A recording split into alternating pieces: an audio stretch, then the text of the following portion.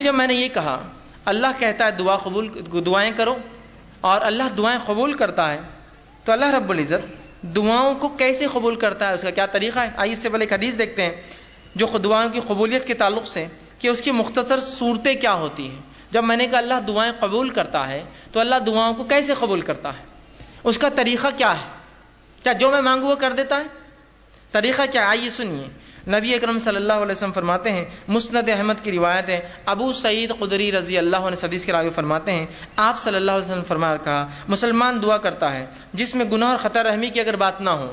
ایک مسلمان اللہ سے دعا کرتا ہے جس میں گناہ کی بات نہ ہو، اللہ مجھے زنا آسان کر دے یا مجھے فلاں نہیں، گناہ کی بات نہ ہو، اور قطع رحمی رشتے توڑنے کی بات نہ ہو کہ اللہ میرا رشتہ ان سے توڑ دے، میں ان سے فلاں کرتا ہوں، جس میں گناہ کی بات نہ ہو، رشتے توڑنی قطع رحمی کی بات نہ ہو، تو آپ صلی اللہ علیہ وسلم فرماتے ہیں اللہ 3 میں سے ایک ضرور عطا کرتا ہے۔ جب بندہ اللہ سے دعا کرتا ہے جو گناہ کی نہ ہو، پہلا شرط، دوسرا قطع رحمی رشتے توڑنے کی نہ ہو، تو اللہ 3 میں سے کوئی ایک کام اس کے ساتھ کرتا ہے۔ غور سے سنیے تاکہ وضاحت ہو جائے کہ اللہ دعائیں بولتے ہیں نا حوصلہ قبول نہیں کرتا ہے، تو کیا کرتا ہے؟ سنیے 3 میں سے کوئی ایک کام۔ پہلا، دعا کے مطابق خواہش پوری کر دیتا ہے۔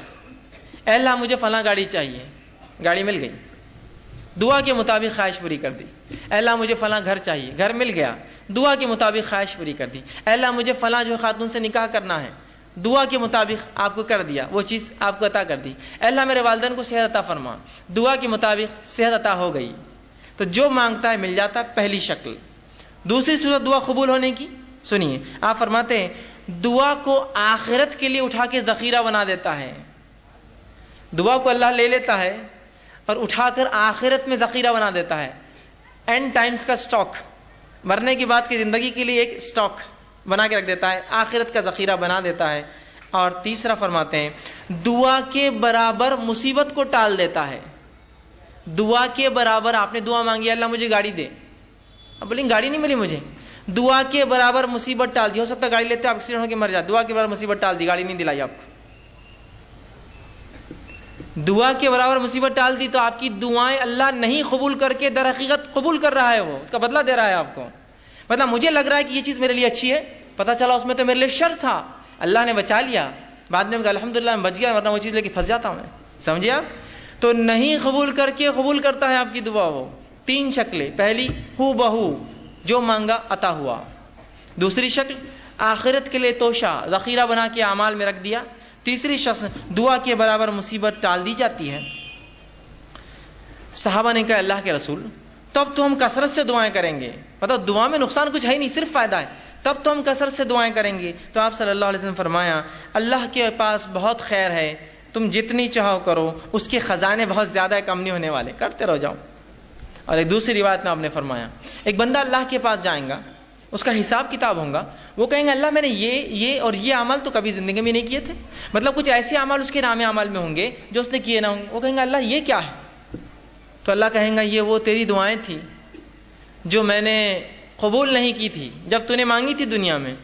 تو وہ بندہ کہیں گا کاش کہ میری اللہ کوئی دعا قبول نہ کرتا، اس لیے کہ اتنا اجر ملے گا نہیں قبول ہونے والی دعاؤں کا جسی کو انتہا نہیں۔ تو وہ کہیں گا کاش ہے اللہ تو میری ایک بھی دعا قبول نہ کرتا دنیا میں، آج اس کا اجر ملتا۔ تو کیا ہوتا اس سے؟ اجر بڑھنے سے، نام اعمال نے وزن نیکیوں کا بڑھنے سے اس کے مقامات بلند ہوتے تھے جنت۔ تو کہیں کاش ایک بھی دعا اللہ دنیا میں قبول نہ کیا ہوتا تو نے میری۔ تو 3 میں سے ایک ملتا ہے، یاد رکھیے۔ اب کوئی دعائیں نہ چھوڑے، اللہ سے ناراض نہ ہو، اللہ سے رسوائی کا اظہار نہ کرے اللہ میری نہیں سنتا ہے، وہ سن رہا ہے آپ کی، آپ کو 3 میں سے ایک دے رہا ہے، دعا کے بدلے دعا جو مانگا وہ دے رہا ہے، یا اس کے بدلے آخرت کے لیے اٹھا کے رکھ رہا ہے، یا اس کے بدلے آپ کو اور مجھے اس کے برابر مصیبت کو ٹال دے رہا ہے، مصیبت کو ٹال دے رہا ہے۔ اور کیوں نہ ہو، ہم لوگوں کے لیے کچھ چیزیں ایسی ہوتی ہیں، ہم ظاہر کو دیکھتے ہیں نا، اللہ جو ہے باطن کا جاننے والا ہے، وہ زیادہ بہتر جانتا کیا اچھا اور کیا نہیں۔ میں دعائیں مانگ رہا ہوں، اور اللہ نے قرآن میں فرمایا سورہ بقرہ میں انسان کبھی کبھار اپنے لیے دعاؤں کی شکل میں بد دعائیں مانگتا ہے، دعائیں نہیں ہوتی بد دعائیں مانگتا ہے وہ قسم سے، اللہ اس کو نہ قبول کر کے رحم کرتا ہے ہم پر۔ مجھے علم نہیں کسی چیز کا، میں دعا کر رہا ہوں اللہ یہ چیز ہی مجھے چاہیے، دعا یوں کرنا چاہیے اللہ اس میں خیر ہو تو مجھے دے دے، نہیں یہ چیز ہی مجھے چاہیے، اللہ نے کہا ٹھیک ہے لے لے۔ آپ نے وہ چیز لی، اس کے بعد اس کا بھاؤ ختم ہو گیا، وہ چیز بیکار ہو گئی، وہ تو ناقص تھی، اس سے فلاں مسائل تھے، آپ کہیں گے میں نے کیا کر دیا، خیر کی نہیں کیا آپ نے، بس اپیل تھی کہ وہی چاہیے، دے دیا اللہ نے، خیر کی نہیں مانگی آپ نے۔ سمجھ رہے؟ تو کبھی کبھار دعاؤں کی شکل میں بد دعائیں مانگتے اللہ سے، سمجھے؟ تو اللہ سے دعا کرنے کا حکم ہے.